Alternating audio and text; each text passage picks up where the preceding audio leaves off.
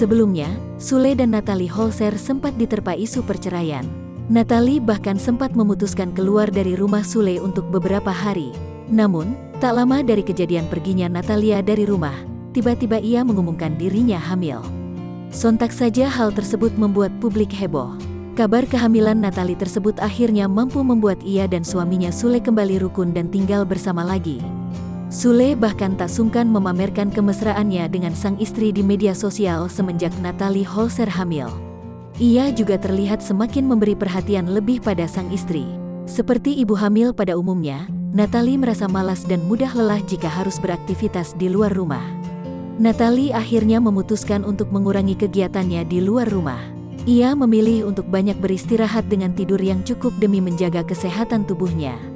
Sebagai seorang suami, tentu Sule sangat memaklumi keadaan sang istri. Ia kini lebih ekstra memperhatikan Natalie dengan berusaha selalu ada saat Natalie membutuhkannya. Namun, ayah dari Rizky Febian itu terlihat cukup bingung saat mengetahui perubahan perilaku Natalie. Hal tersebut diungkapkan Sule dalam sebuah tayangan video di YouTube Cerita Cinta Sule, Minggu, tanggal 23 Mei tahun 2021. Dikatakan Sule, Natalie kerap hilang dari jangkauan mata Sule, padahal keduanya berada dalam satu rumah.